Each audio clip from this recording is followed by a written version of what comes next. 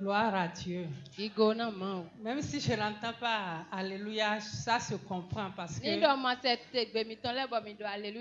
bouche qui mange ne peut pas beaucoup parler. Gloire à Dieu. Nous vous disons encore une fois bonsoir. Et nous vous souhaitons les bienvenus ici. Nous vous disons aussi merci d'avoir répondu favorablement à notre invitation. On nous a dit que nous devons passer pour témoigner.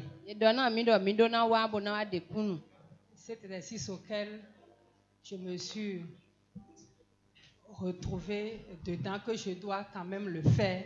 Et quand je réfléchissais sur le témoignage, tout de suite j'ai compris que je dois d'abord me repentir. J'ai demandé à Dieu de me pardonner. Pourquoi? Parce qu'en réfléchissant, j'ai compris que nous devons rendre témoignage de ce que le Seigneur fait dans notre vie. Et beaucoup d'entre nous, nous nous focalisons sur ce que le Seigneur n'a pas encore fait. Et ça fait que nous ne lui rendons pas grâce. Et que nous ne disons pas aux autres. Et nous ne partageons pas avec eux ce que le Seigneur a fait pour nous. Moi particulièrement, je n'ai pas témoigné de ma vie, de tout ce que le Seigneur a fait dans ma vie. Pourtant, nous avons des moments où nous pouvons témoigner. Et je ne le faisais pas. Pourquoi? Parce que dans ma mémoire d'homme, j'attendais quelque chose du Seigneur. Et comme il n'a pas encore fait, je disais, il n'a qu'à faire ça là d'abord. Et là, le témoignage serait complet. Je me suis repenti de ça. Ce n'est pas à nous de juger quand le témoignage serait complet. Parce qu'en réfléchissant ou en méditant sur le thème, j'ai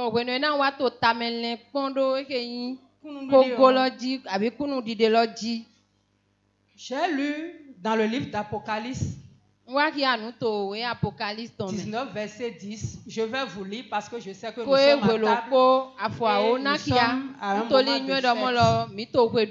Moi-même, je vais lire. Et là, Jean disait, je tombais sur mes pieds pour l'adorer. Mais il me dit, l'ange s'est révélé à lui. Et l'ange lui dit, garde-toi de le faire. Je suis ton compagnon de service et celui de tes frères qui ont le témoignage de Jésus.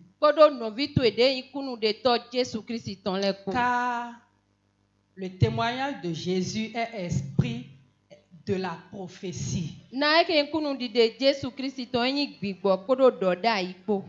Amen. C'est cette partie-là qui a fait que je me suis repenti devant le Seigneur. Qui nous dit, car le témoignage de Jésus est l'esprit de la prophétie. Et là, j'ai compris qu'un témoignage devient alors un moment catalytique dans la capacité de Dieu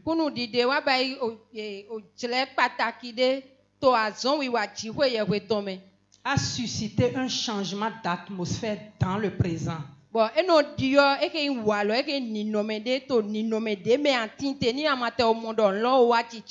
Et faire ainsi place nette pour libérer le surnaturel de Dieu.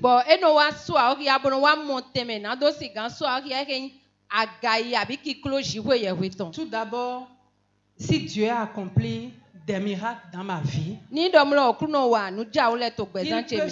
va et il le fait sûrement dans vos vies également. Aussi, je peux déclarer ce témoignage comme Un vecteur par lequel ces bénédictions seront transmises à d'autres mamans ici.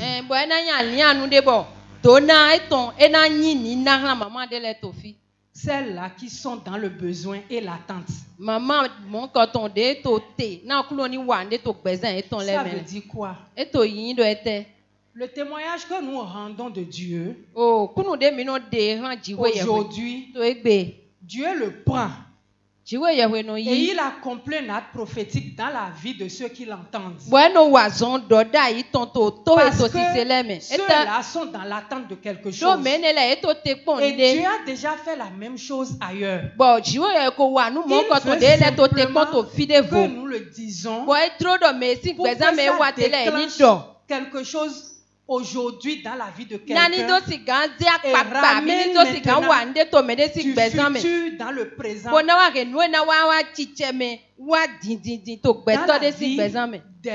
de ceux-là qui sont dans l'attente. Mais maman, nous ne devons pas nous abstenir de témoigner. J'ai compris et je m'en suis repenti. À ce niveau, donc, il faut que nous comprenions premièrement que Dieu ne fait acception de personne. Que nous soyons chrétiennes ou pas, il est notre créateur et il nous aime. Il n'a pas mis quelqu'un à part. Il veut faire la même chose et même plus dans la vie de ses enfants. Il suffit que nous ayons la foi et que nous soyons dans l'attente de cela. Et il va le faire. Donc, selon ce qui est écrit dans sa parole, il ne fait acception de personne. Ensuite, nous devons comprendre que le témoignage que nous rendons témoigne de la vérité que Jésus est l'Esprit même qui accomplit les miracles que nous attendons de lui.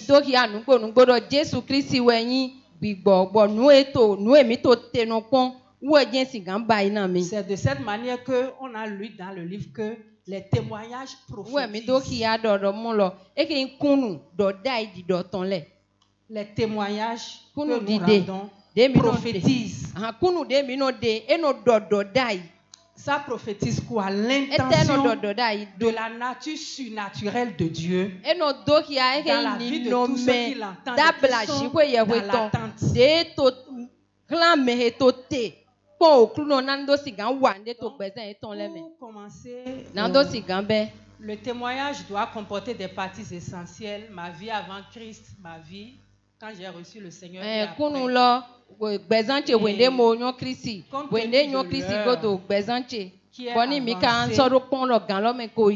Je vais laisser une partie et commencer par un moment. Ma vie avant Christ, j'ai connu le Seigneur très tôt. En 99, j'étais encore toute jeune, j'étais élève. Et le Seigneur m'a fait cette grâce. Donc, cette partie de ma vie, les études secondaires, universitaires, moi j'ai pu rentrer à l'université sans avoir des parents qui ont de l'argent. Parce que mon papa était un boucher et il a voulu construire au village dans le temps, sans progression de Christ. Quand on était dans la maison, le travail est parti et il s'est retrouvé en chômage. Donc, du coup, mon papa est un conducteur des émigrants. Cette construction, quand ma maman me contait l'histoire, c'était avant que je ne naisse. Donc, ma maman, elle vend au marché, elle est une revendeuse. Donc, c'est un peu ma vie. Ça là, quand le Seigneur nous donnera l'occasion, je crois que c'est mieux pour en parler à nos jeunes. Ils sont à l'école, à l'université, et qui sont dans les mirages de comment rentrer dans la vie active. On va leur parler qu'on n'a pas besoin d'être issu d'une famille aisée avant que le Seigneur ne fasse de grandes choses. Parce qu'on a fait les études que les enfants des ministres dans le temps ont donné de l'argent, mais leurs enfants n'ont pas trouvé de place. Mais le Seigneur nous a fait rentrer là. Sans sou. Donc, on va parler aux jeunes quand le Seigneur nous donnera l'occasion. Donc, comme nous l'avons dit à la télé que nous allons parler de l'entrepreneuriat, les gens nous ont suivis, il faut que nous soyons fidèles à ce que nous avons dit. Donc, du coup, je vais sauter cette partie de ma vie et rentrer après mon mariage. Voilà, donc après mon mariage, comme toute jeune fille qui est sortie de l'école et peut-être qui a fait un an de travail quelque part dans un cabinet, et s'est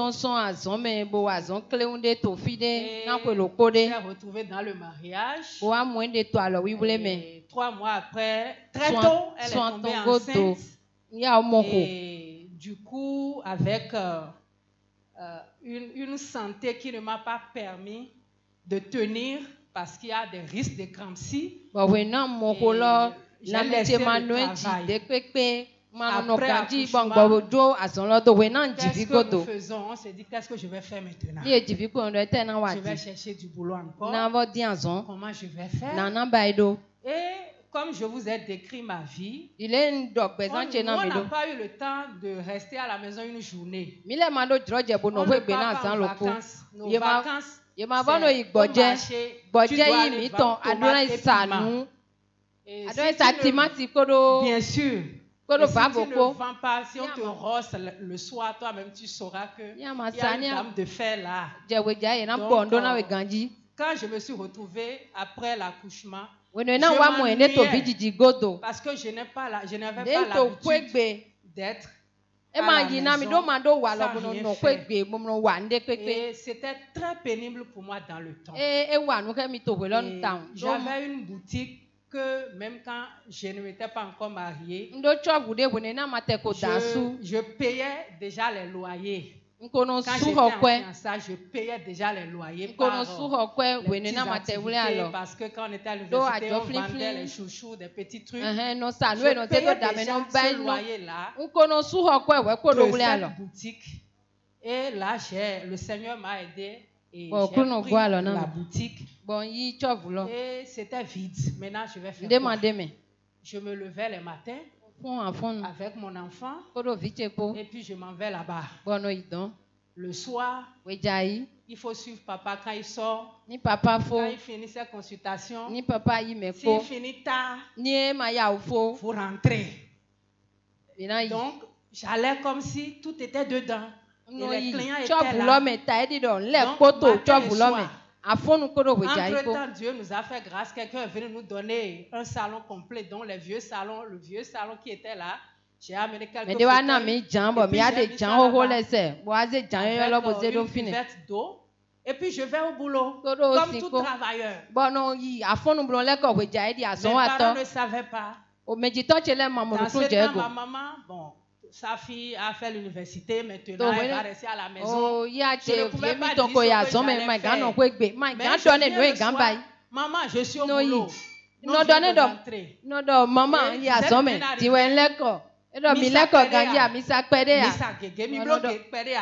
On a beaucoup fait. Et puis on rentrait.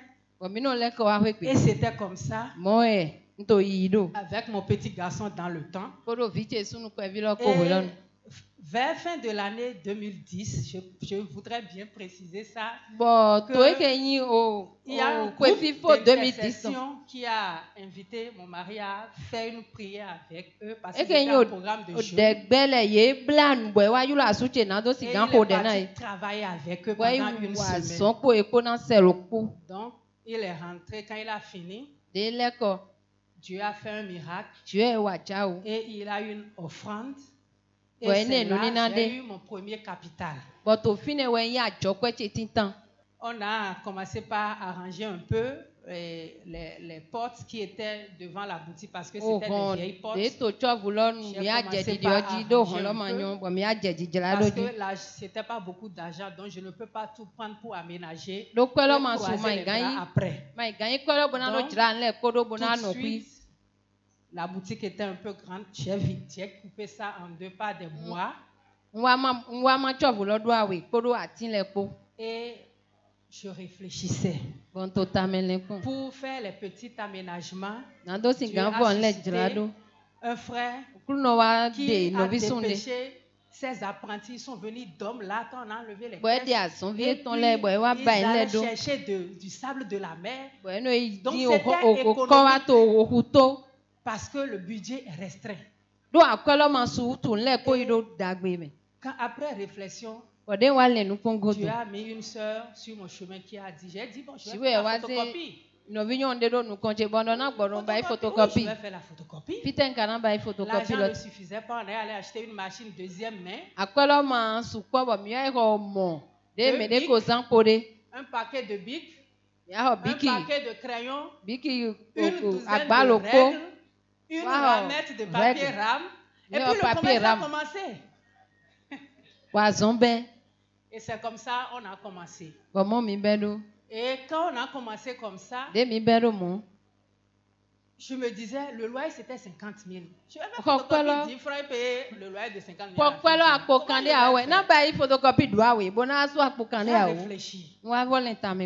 Je dis, le Seigneur est capable. Le jour où on a décidé d'ouvrir, j'attendais l'homme de Dieu qu'il vienne laisser sa bénédiction, mais les clients étaient alliés.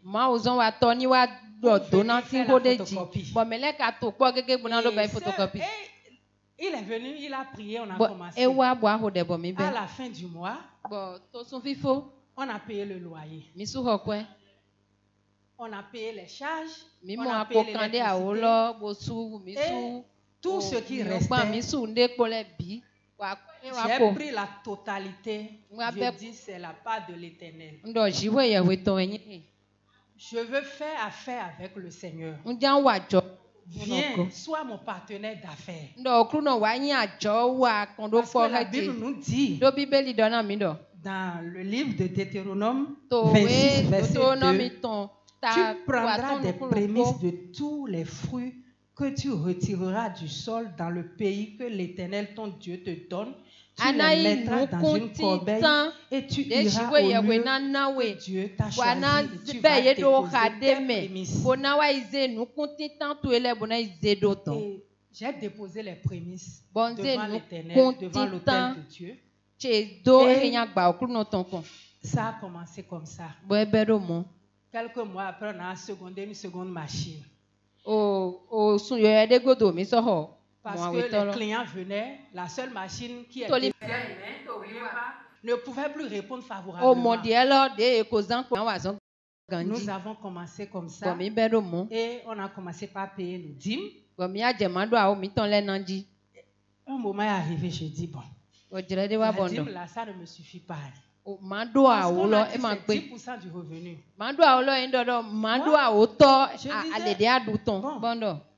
Moi, je veux combien de revenus? Je veux 1 million de revenus. Comme je veux 1 million de revenus, je fais 100 000 de dîmes. J'ai commencé par payer 100 000 de dîmes. Tant bien même que je n'ai pas encore 1 million de revenus. Maman parlait tout à l'heure d'anticiper les choses. Je veux 1 million. Je fais 100 000. J'ai commencé par payer 100 000. Je ne sais pas comment ça s'est passé, mais Dieu le sait parce que lui, il a son plan. Il a suscité une sœur qui m'a amené à Lomé pour acheter les tissus. Et elle m'a montré où est-ce que je dois acheter. Et dans le marché, ce que nous avons pris, c'était sorti nouvellement. La commande est venue nouvellement. Et on l'a ramené à Cotonou. Et puis j'ai fait des grilles parce que je viendrai à ce niveau. On a étalé les tissus. La deuxième partie de la boutique, j'ai dit j'ai séparé. La deuxième partie a commencé comme ça. Et la vente a commencé. Et quand je prends les tissus, je les brûlais. Ce que j'ai remarqué, c'est Dieu qui fait. Le tissu, le motif où je dis c'est pas joli. C'est ça que les gens viennent prendre la première position.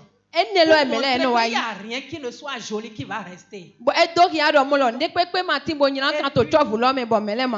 Ça a continué comme ça. Un autre miracle. Dieu m'a suscité un vitrier. Et je ne sais pas comment la connexion a commencé. Puis on était très amis, on parlait bien. Et il vient prendre les mesures. Bon, on va faire ça ici, on va faire ça. Comment on va faire? Et puis il diminue le prix complètement. Et puis il les pose. Et puis je paye un peu. Dans un mois, il va payer un peu. Et comme ça, petit à petit, des vitrines ont été réalisées. Plein. Et l'épisode là est passé. Il y a une maman qui m'a appelé pour dire, viens me voir ma fille, j'ai des choses pour toi. Je suis partie.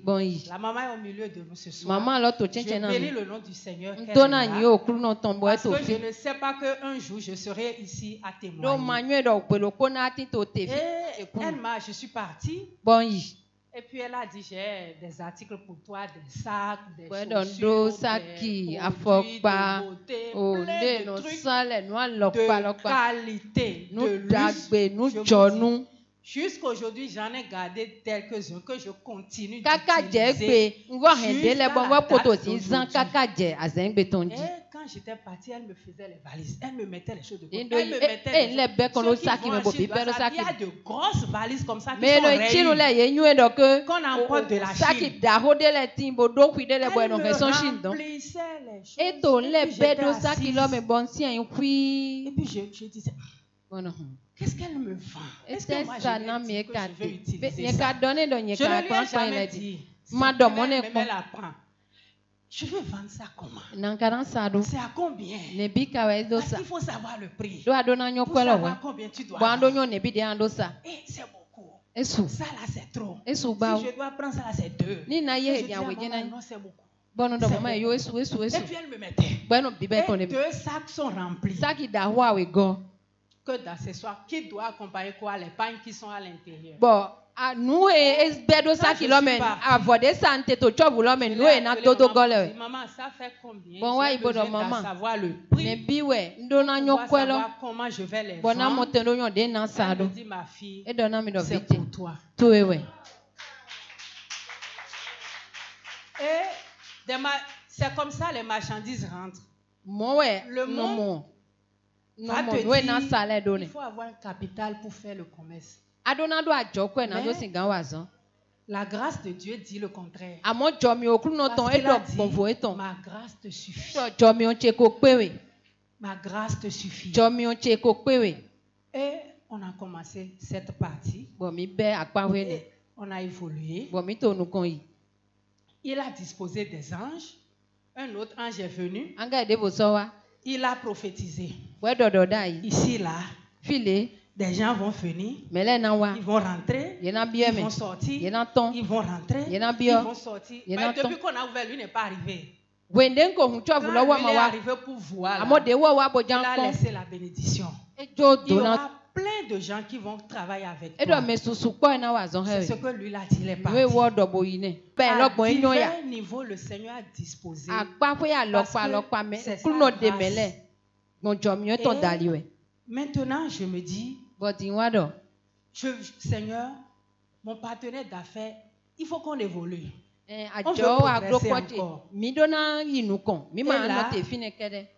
je dis, je voudrais faire je veux vendre les portables, ce qui est mon activité principale aujourd'hui. Et le frère que j'ai eu, lui me dit, Bon, nous vidons mon nouveau son de moi donne à me regarder. Il faut 5 millions pour commencer. Et puis il venait. Il traçait les parties. On va faire caisse ici. On va faire afficher là. On va vendre les crédits en gros ici. Et puis je ne dis rien. Quelqu'un qui pense que tu as beaucoup d'argent, il ne faut pas lui démontrer le contraire. Ça fait des jours, je dis mon frère, comment on va faire? Les vitrines pour vendre, je n'en ai pas encore. Parce qu'il faut d'autres types de vitrines pour commencer. Je dis, je n'ai pas beaucoup d'argent. Il dit d'accord, je vais voir le vitrier. Il va te faire un petit truc. Et je lui dis, voilà tout ce que j'ai. Je n'ai que mes bénéfices, c'est 500 000. Et on va faire les vitrines dedans, les poses. Nous dit nazi alokando nous le big patakata ko mina do bai de do abai akonte ton le po le reste pour acheter les marchandises de po boy na do ho agban le 12 téléphones moi mon alokan oui to live le plus cher était de 22 000. Vous imaginez donc c'est des portables de 5 000, de 10 000 de ce temps.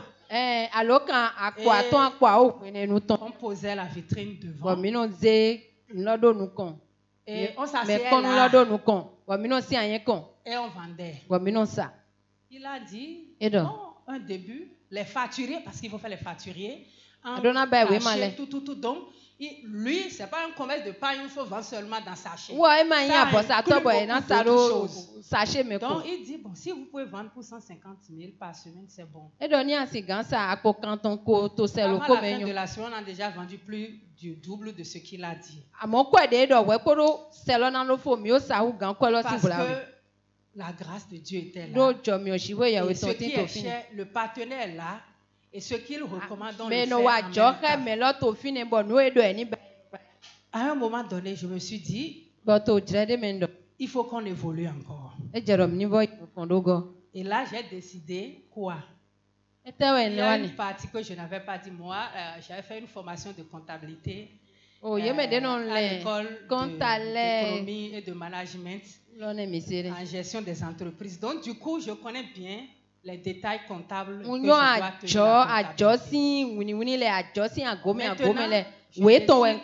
De payer la dîme sur quoi? Le chiffre d'affaires. Dites ça à un comptable, il va vous dire non, madame, c'est pas possible.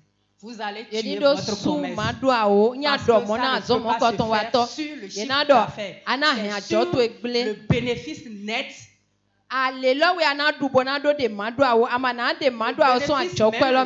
Tu dois enlever toutes les charges d'abord. Parce que c'est ça là qui te revient comme revenu. Je dis, je vais payer sur le chiffre d'affaires. J'ai commencé par, quand on vend, je tape sur le chiffre d'affaires et puis je paye. Marcher avec Dieu. C'est la foi. Si nous allons voir les règles établies par le monde ou par le soleil ici, ça ne marchera pas. Et on a commencé par le faire comme ça. Et c'est ça qui a déclenché le reste. On a commencé par payer ça comme ça. Je pensais que ça allait tomber. Je vous le dis parce qu'on est devant le Seigneur. Je n'ai pas eu un capital boum comme ça. Où on t'apporte un capital consistant. C'est comme ça les choses se sont passées. Donc, comme ça, Dieu m'a donné une seconde boutique. Et on a ouvert la boutique. Pour ouvrir la boutique, on a commencé les aménagements. Même pour prendre la boutique, C'était la grâce de Dieu parce que les gens ont la totalité de l'argent.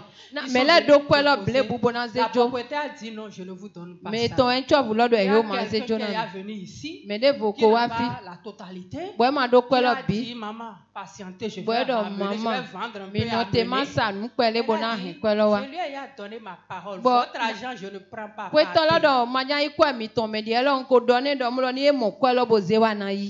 Elle m'a réservé. On a commencé les aménagements. Quand on a fait, il faut quand même un peu d'argent pour investir, avoir de la marchandise. En même temps, qu'est-ce que j'ai fait? L'inspiration que j'ai eue. J'ai quelques colliers en or où j'ai eu des mamans qui sont des Congolaises qui veulent voyager, qui veulent laisser plein de bijoux en or. Et je dis bon, c'est là, qu'est-ce que ça fait aujourd'hui? Ecclésiaste 3, il y a un temps pour tout. Je vous vends. Quand j'aurai l'argent, je vous rachète, vous allez revenir. Je les ai liquidés, et puis c'est parti. Et on a commencé comme ça. Ils sont partis et puis on a commencé. Et on a étalé les choses. On a divisé le stock qui était dans l'autre boutique en deux. Et on a commencé un peu et on voit les vieux cartons, les cartons vides pour rehausser un peu. Si on ne te dit pas, tu ne peux pas savoir. Et ça a commencé comme ça. À un moment donné, j'ai eu une maman qui me disait, on va faire la tontine. Et tu vas ramasser tel montant à la fin de l'année. Et moi, j'étais là, je voyais des gens venir. Ils font des chèques. Je vais faire chèque pour payer.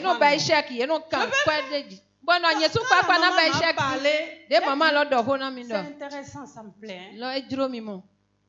Je vais réfléchir. Après réflexion, je dis, bon, si je payais ça, je ne pouvais plus faire des offrandes avec chèque.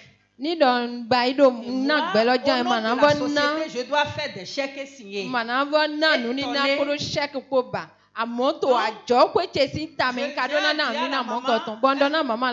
aussi, elle était ici. Je ne pourrais pas faire ta tontine. Je vais faire la tontine dans la maison de Dieu. Et j'ai fait ça.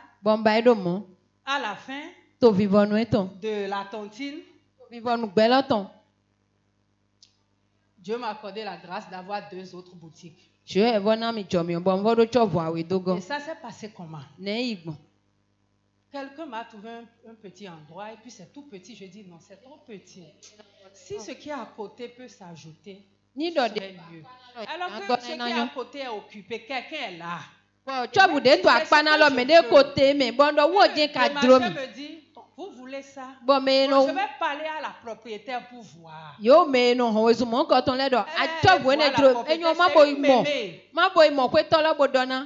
dit, oui, celle qui est là veut partir. Tu vas attendre 4 mois. Si elle veut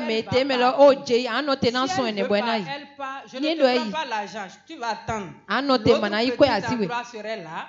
Et quand elle va partir, tu vas prendre les 2.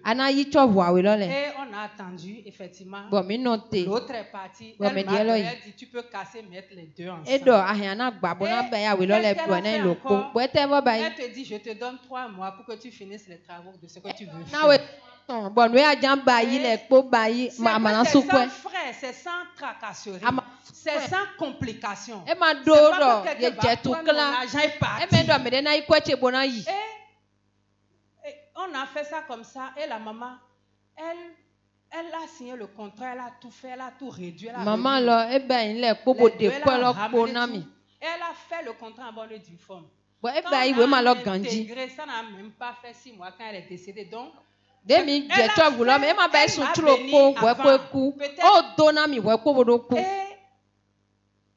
le contrat est là. Et en ce moment, nos partenaires ont commencé par équiper les boutiques à Cotonou. Tout ce que nous voyons avec beaucoup de lumière, ils sont venus, ils vont commencer par équiper. Et ils nous ont sélectionnés. Pour équiper, il nous faut Il te dit, tu dois acheter 5 millions de marchandises avant qu'on ne te dépose le matériel. Il dit 5 millions. Donc, du coup, j'ai dit d'accord. Et ils ont enregistré mon nom. Et à un moment donné, j'étais là seulement, ils m'ont appelé. Et ils ont amené tout le matériel.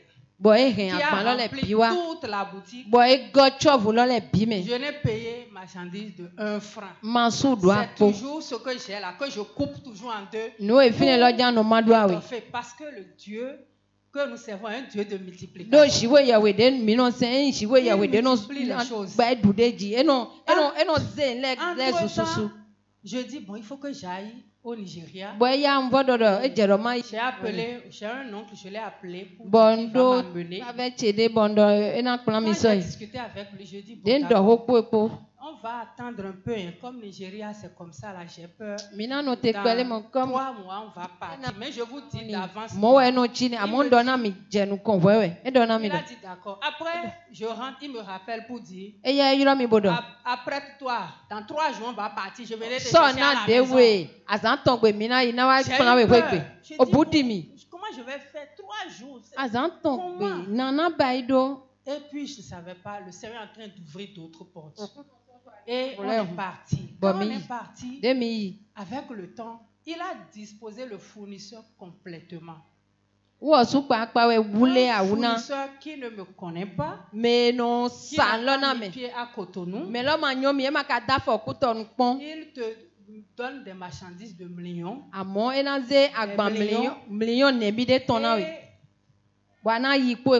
Après, tu reviens. Et lui, c'est ce que le Seigneur a fait. De marchandises jusqu'aujourd'hui. Ça n'a pas changé encore. Jusqu'aujourd'hui. Alors où je vous parle. Et des fois, le Seigneur permet des situations pour faire ça. Parce que quand je vais là-bas, c'est pressant, stressant. Il te met des trucs, il fait des erreurs sur les factures. Il peut faire des erreurs d'1 million CFA. Il peut faire des erreurs de 500 000 CFA. Moi, quand je viens, en tant que comptable, je prends les factures, je dois les calculer, je mets tout dans mon ordinateur. Et quand je découvre les erreurs, je surligne et puis je lui renvoie la photo pour dire mistake. Et je lui renvoie son argent. Des erreurs comme ça. Donc, à la fin, je me suis dit, le Seigneur a permis ça. Un jour, j'étais dans le marché et j'ai eu un problème avec quelqu'un. Et je lui ai dit, il est venu, il a dit, cette dame-là, on ne fait pas ça avec elle. Il y a ici des machins de millions. Et elle est partie. Elle m'a appelé pour m'amener tout mon argent. Je ne veux pas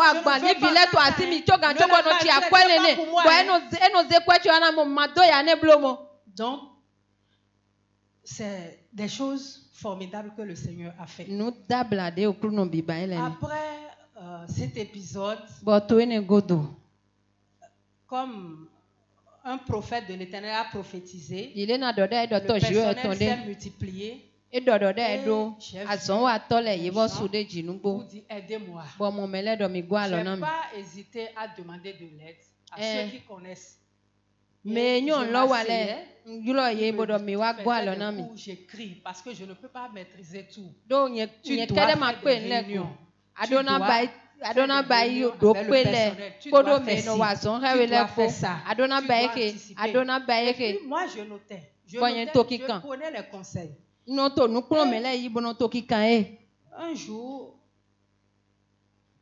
j'en étais là et j'ai eu un marché. Le marché que j'ai eu, je n'ai pas gagné grand-chose sur le marché. Ils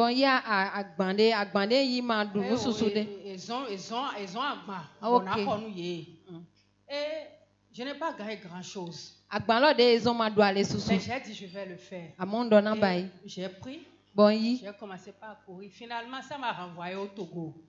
Le marché là m'a renvoyé au Togo. Et j'ai été au Togo pour pouvoir répondre. Là, le Seigneur m'a dévancé. Il a préparé encore d'autres personnes là-bas. J'y vais. Je ne les connais pas. Ils ne me connaissent pas. C'est même des musulmans. Oh, Ils te donnent des marchandises seulement. Et puis tu prends. Et après tu rencontres. S'ils en ont, ils t'appellent toujours. Donc c'est des portes que le Seigneur a ouvertes. Je profite de ça pour dire à quelqu'un de ne pas mépriser les faibles commencements. La Bible dit ne méprisez pas les faibles débuts. Ne méprisez pas, ne négligez pas du tout ça. Faites de Dieu ton partenaire. Parce que même si quelqu'un est ici qui ne connaît pas Dieu, la personne, quand tu vas au marché, tu vois toujours des gens en train de mettre de l'eau quelque part, en train de faire. Les gens s'approchent toujours à quelque chose. Femme battante chrétienne, tu n'as rien, tu ne peux pas mettre ta société sur l'autel de Dieu. Tu dois déposer ça sur l'autel de Dieu. Parce que dans tout ça là, un voleur ne peut pas venir pénétrer. On a eu beaucoup de cas quand ils viennent. On les attrape toujours. Il peut voler. On a eu un cas la fois, il a fait des boutiques de Cotonou. Et il est venu chez nous un lundi matin. On était en réunion. Mon mari était là pour prier avec nous. C'est lui qui est venu prier. J'ai oublié une partie femme battante. Ton mari va te louer. Il veut voir de quoi tu es capable. Il veut voir. Quand on a commencé, c'était vide. Parce que je dis, je venais, puis lui, il est aussi dans son boulot. À midi, quand je demande, tu veux manger quoi, viens manger. Il ne vient pas chez moi. Il a d'autres boutiques. Et il va rester là-bas parce que il y a tout là-bas. Donc, c'est la boutique de ses enfants préférés.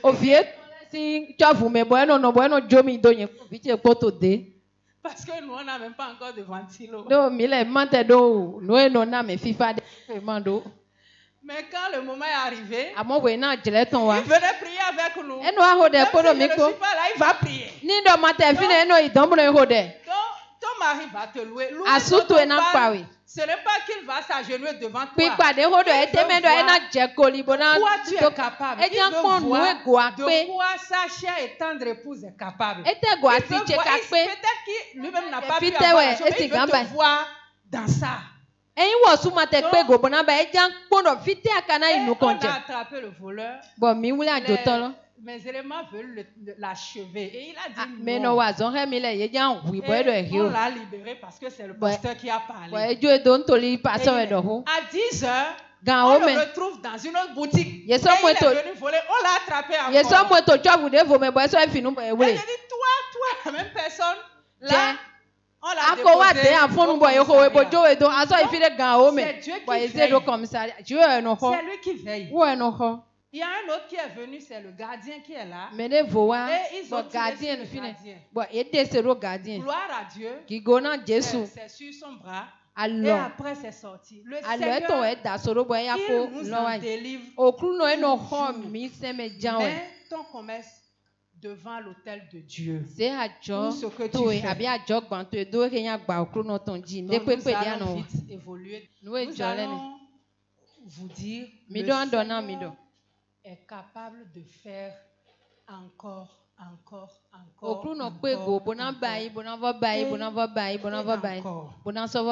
temps ne nous suffit pas. Il y a beaucoup d'autres choses ici que, à cause du temps, parce qu'on a commencé un peu tard, je vais survoler ça rapidement et dire à une sœur qui est parmi nous ce soir de faire confiance à Dieu. Moi, je l'ai fait sans capital. Je n'ai pas eu un capital consistant que je peux vous dire. Je pensais que j'allais peut-être faire beaucoup de choses avant de témoigner.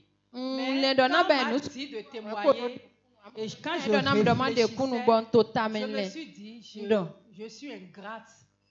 Parce qu'il a fait beaucoup de choses. Et on ne peut pas se focaliser sur ce qu'il n'a pas fait pour refuser de témoigner. Ma soeur qui m'écoute aujourd'hui, je te dis, le Seigneur fera ta promotion. Il le fera. Toi qui es fonctionnaire ou particulier, je veux que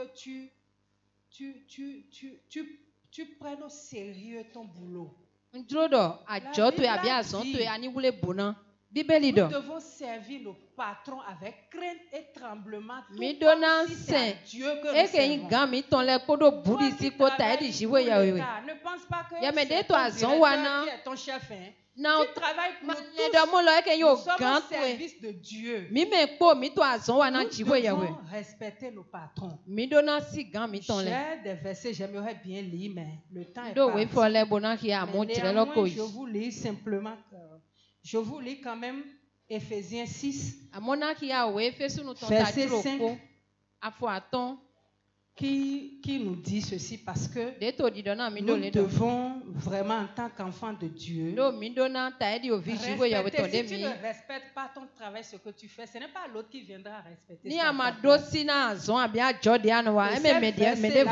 Serviteurs, obéissez à vos maîtres selon la chair avec crainte et tremblement, dans la simplicité de votre cœur, comme à Christ.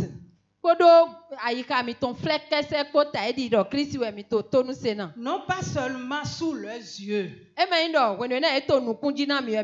comme pour plaire aux hommes, mais comme des serviteurs de Christ. Et tu le fais de bon cœur. Ça nous dit encore, servez-les avec empressement. Comme si vous servez le Seigneur et non des hommes. Soyez soumis à tous vos maîtres. Et soyez bons et doux. Mais aussi même à vos patrons de caractère difficile. Soyons bons et doux. À ne rien dérober. Ça, c'est titre 2, verset 10. Donc, il y a des principes sur lesquels nous devons agir. Ma soeur, je vais te dire pour finir, ne méprise pas un début de ta société ou de ce que tu viens de il faut poser les bons fondements. Parce que si tu veux aller loin, tu dois aménager ta monture. Tu veux aller loin. Mais tu es là, la boutique que tu as, tu ne veux pas payer la patente. Tu ne veux pas faire tes papiers. Tu dois faire tes papiers. Tu ne sais jamais ce que tu dois chercher à progresser dans ça. Tu es là, tu n'as pas fait ton passeport. Tu n'as pas de pénalité à jour. Tu n'as pas ta carte de vaccination. Tu ne sais pas par quel chemin le Seigneur va opérer des choses dans ta vie. Nous devons nous mettre à jour. Parce qu'entendant que le Seigneur accomplisse un miracle, tu as un produit, tu dois faire ces choses. Tu dois chercher l'esprit de discernement, la sagesse, et à tout moment demander à Dieu ce qu'il veut que tu fasses. Beaucoup de moments de décision. Si je n'ai pas du Seigneur, je peux laisser la situation un mois. En attendant que le Seigneur me donne une issue. Parce que Proverbe 3, verset 6 nous a dit, je lui confie nos projets et il va nous montrer la voie à suivre. Nous allons tâtonner. Ce n'est pas parce qu'on a commencé que tout de suite, tout va marcher sur les roulettes. Non, ma soeur. Ça va tâtonner. Quand ça tâtonne, ne pense pas que tu es nul ou bien tu es expériences que tu es en train de faire pour pouvoir aller loin. Donc cela ne te décourage pas du tout. Ne sois pas découragé. Ne sois pas découragé. Aujourd'hui, ça peut tanguer. Mais aie confiance en Dieu. Ton mari te louera et ta famille t'appréciera. Ne te décourage pas du tout. Ne commets pas l'injustice dans l'exercice de ta fonction. Si tu as des gens sous ton ordre, paie-leur à bonne date. C'est des trucs qui...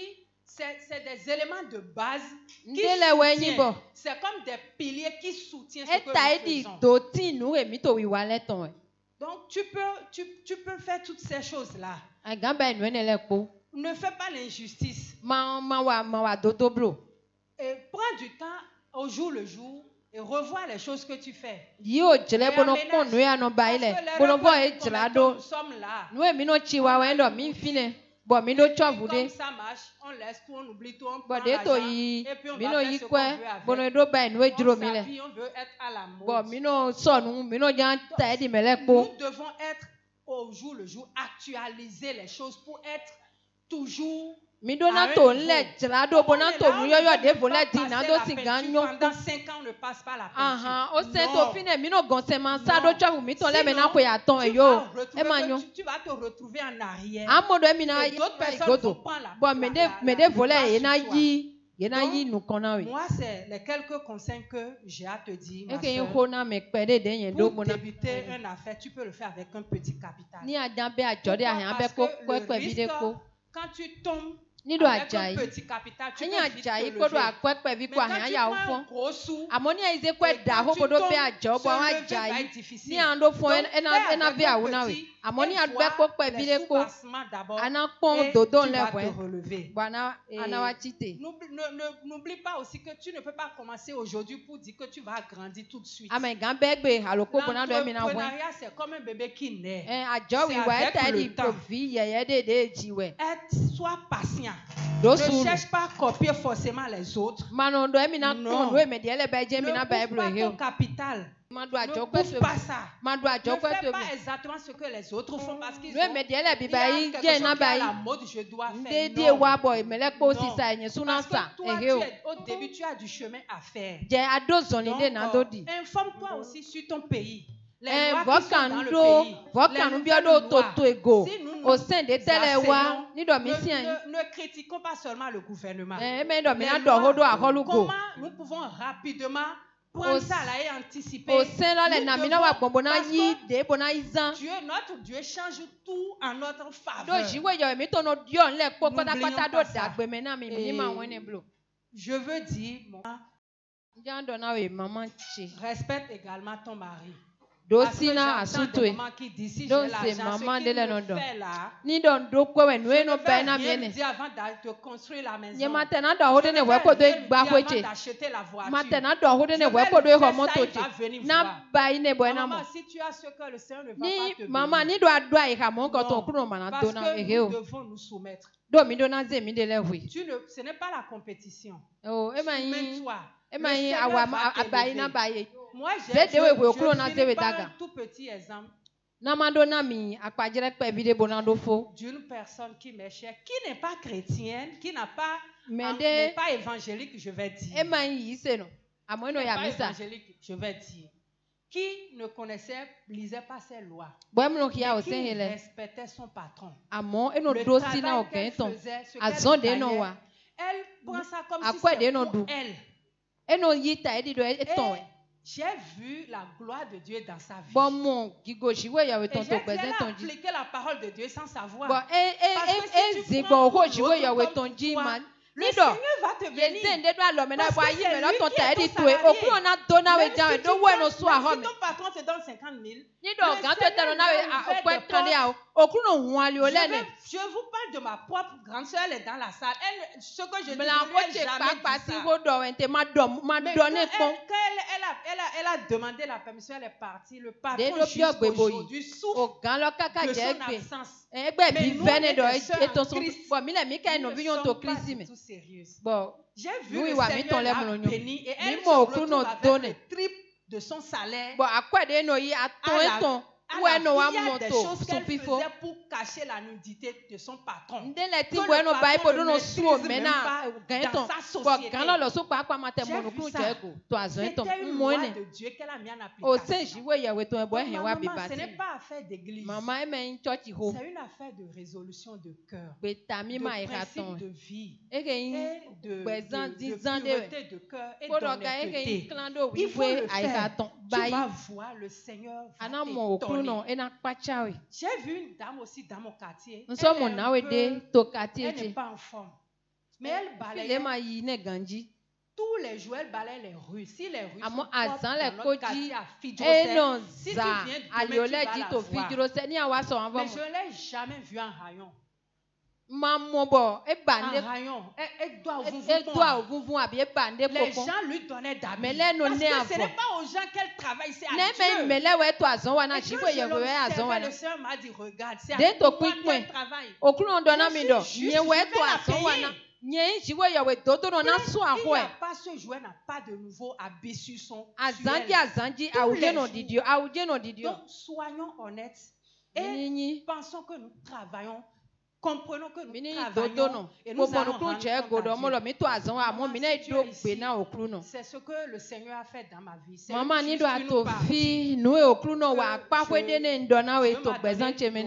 de partager avec toi.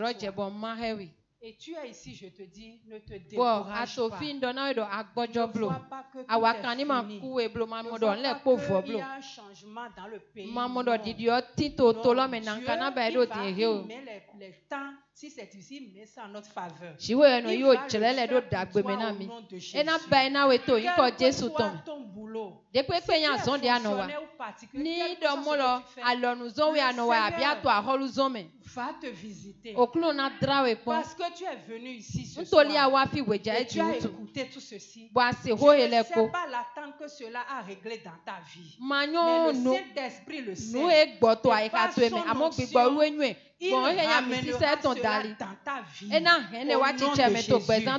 Parce que pour commencer, nous avons compris que le témoignage, c'est l'esprit de la prophétie. Tout ce que tu as entendu, toi-même, dis ça sur ta vie. Le Seigneur n'a qu'à faire pour toi. Il va le faire. Je dis merci à la présidente des femmes de m'avoir forcé à témoigner. Parce que quand elle m'a dit de témoigner, je dis, qu'est-ce qu'elle a vu dans ma vie? J'ai compris que j'étais ingrate. Parce que là où j'étais, ce n'était pas possible que je sois là où je suis aujourd'hui.